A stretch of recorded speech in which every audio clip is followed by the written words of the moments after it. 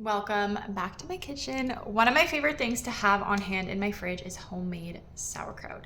You might have noticed I'm not actually great at feeding my family vegetables, but this is one thing that's so handy to have in the fridge and pull out if we need a side to a meal or I want to throw some on a sandwich. Actually, my favorite way to eat it is on a nice fresh slice of sourdough bread with a little bit of homemade mayo, a little bit of ham, and sauerkraut. For some reason, that's like my sandwich obsession every summer. So today we're gonna make some sauerkraut together because it's easier than you might think, and it is so good for us. I started paying attention to ferments and trying to incorporate more of them into my kitchen when I was trying to heal my gut a few years ago, and this is one that's actually so incredibly easy to make. So today I actually have a purple cabbage because that is what the store had. I think I overpaid for this. I did that thing where it was $2 a pound, and I thought, how heavy can a cabbage really be? It's 4 pounds, so this was $8. I think I overpaid, but we're here now and our guests are going to thank us. So I'm just peeling off the outside leaves that have touched stuff and gotten dirty, and this actually got thrown on the ground. That's why we bought this one, because one of my helpers threw it on the ground. So I'm just gonna peel off the outside leaves and then I'm gonna start cutting it up. I don't wanna take too many leaves off though. Maybe that one is enough. Because like I said, expensive. So we wanna use as much of it as possible. So now I'm just gonna start slicing it up, and we don't wanna get the core. That part's usually a bit too intense, I find, to turn into kraut. But I'm gonna get as much of the outside as possible. I'm just gonna try to slice off the sides like this. In nice big chunks.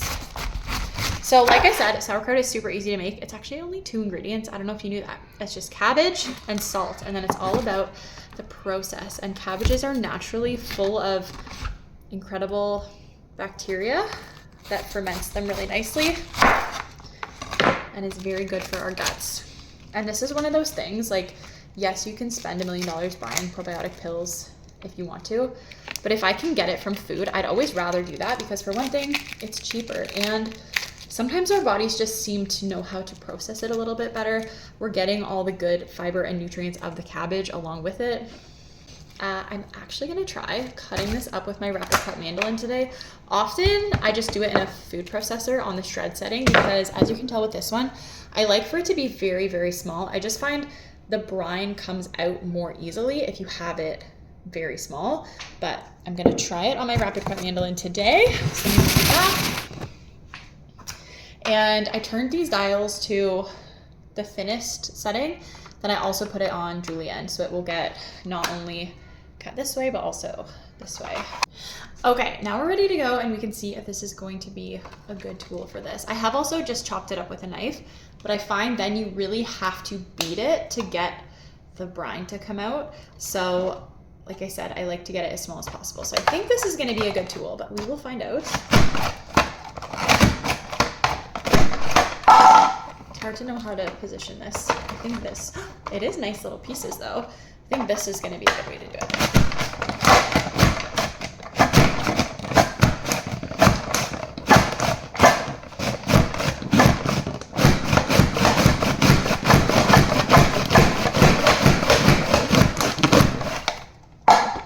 Shove some more in here. I cut it in nice small pieces so I can fit lots in there.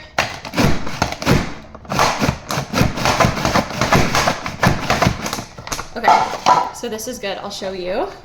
It's coming together in nice little pieces. So I think this is gonna be great.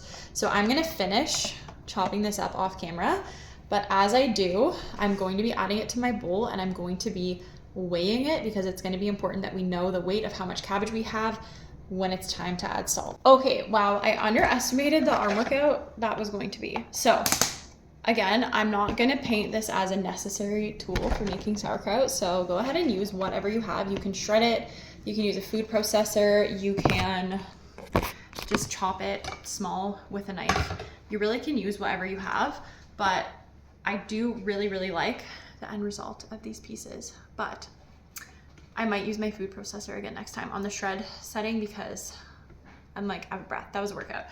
But there's a huge storm and it seems like the power is going to go out soon. So it's always nice to have an option like this that does not require plugging into the wall. It's like the manual food processor, if you've seen that one. I'm always thankful to have an option that does not plug into the wall.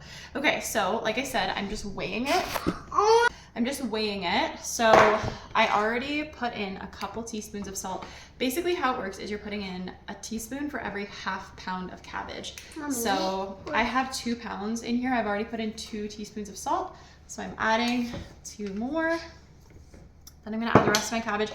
I'm just using my small Instant Pot bowl, or whatever this is, pot today. Because got home in the rain.